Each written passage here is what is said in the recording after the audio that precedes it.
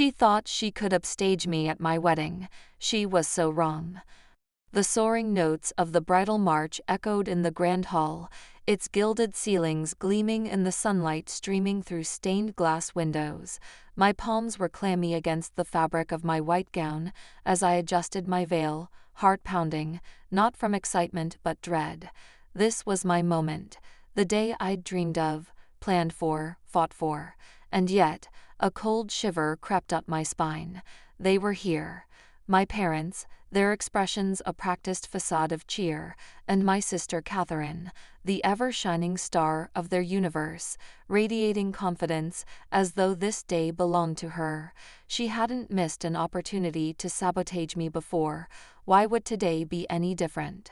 What they didn't know was that I had planned for this. Every petty insult, every cruel slight, every attempt to undermine me had led to this moment. They thought I was the same passive, timid girl they had molded through years of neglect and comparison. Today, they would see who I had become. Our house was small but tidy, nestled in a quiet suburban street. To an outsider, it probably looked idyllic. Flower boxes brimming with marigolds, a white picket fence, and the occasional chirp of children playing. But inside, it was Catherine's kingdom, and I was just an unwelcome guest. I still remember the day I realized the truth. It wasn't some grand, heartbreaking epiphany, just a small moment that etched itself into my memory. I was 8, Catherine 10. My mother had baked a cake for Catherine's school competition, a gorgeous 3-tiered masterpiece decorated with swirls of pastel frosting and delicate sugar flowers. "Can I help, Mom?" I had asked, eyeing the glittering dust she sprinkled atop the cake. She barely glanced at me. "Not now, sweetheart. I don't want you to mess it up." Catherine smirked from her spot at the kitchen island, holding a spoon she hadn't lifted to help. "You'd probably ruin it anyway," she said. My mother chuckled softly, as though Catherine's words were charming instead of cruel. Moments like that piled on top of one another over the years. The time they forgot my birthday because Catherine had an important dance recital. The family photo albums with pages full of Catherine's milestones, and only a scattering of blurry shots of me. The way my parents' eyes lit up when Catherine walked into a room but barely flickered for me. By high school, I had learned to fade into the background. It was easier that way. Catherine thrived in the spotlight, and I had no energy left to compete. She was the queen bee, a whirlwind of charm and confidence, while I was the quiet, awkward girl people only noticed when they wanted to mock me. Once, I made the mistake of confiding in Catherine. I told her about my crush on Jake, the boy who sat next to me in English class.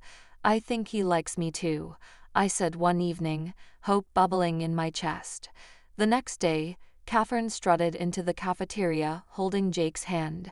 She threw me a pointed glance, her lips curving into a triumphant smirk. That night, she claimed she hadn't known I liked him.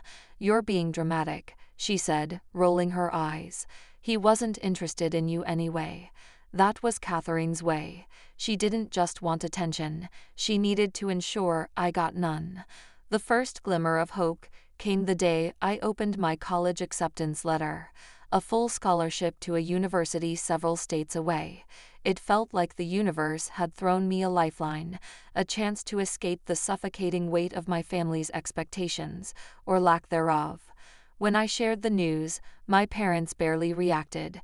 "That's nice, dear," my mother said, without looking up from her magazine. My father nodded distractedly, his eyes glued to the television. Catherine, of course, made it about her. "Good for you," she said with a saccharine smile. "But don't expect it to be easy. You've always struggled without Mom and Dad's help." Her words stung, but I refused to let them drag me down. College was my escape, and I would make it work. Daniel and I met in a philosophy class during my second year.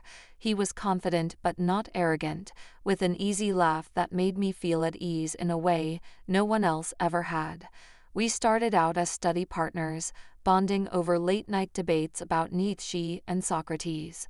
Slowly, our connection deepened. He saw parts of me I had buried for years, the scars left by my family's indifference, the insecurities I tried to hide, and he loved me not despite them, but because of them. When I introduced Daniel to my family, I braced myself for their judgment. My father asked him a series of pointed questions about his career prospects, while my mother barely acknowledged his presence. Catherine, predictably, tried to flirt with him, tossing her hair and laughing too loudly at her own jokes. Daniel wasn't impressed. Afterward, he held me close and whispered, "You deserve so much better than this." Planning a wedding is supposed to be a joyful experience. For me, it was a battleground. My parents insisted on controlling every detail, from the guest list to the color scheme. Catherine demanded to be my maid of honor, despite my obvious reluctance. "Who else would you pick?" she asked, feigning innocence. "You don't have any close friends." Her words were a dagger, but I held my ground. I chose my college roommate, Claire, as my maid of honor, a decision that led to weeks of sulking and passive-aggressive comments from Catherine. Then came the final insult. A week before the wedding, my mother suggested Catherine walk down the aisle in a white dress. "Just for fun," she said, as though it were a harmless joke. I stared at her in disbelief. This is my wedding, not hers.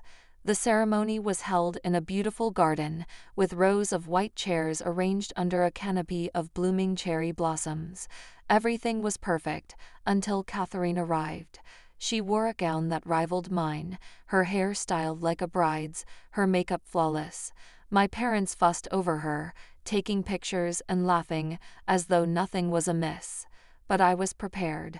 I had warned the security team about her antics, and when she tried to enter the bridal suite, they stopped her cold.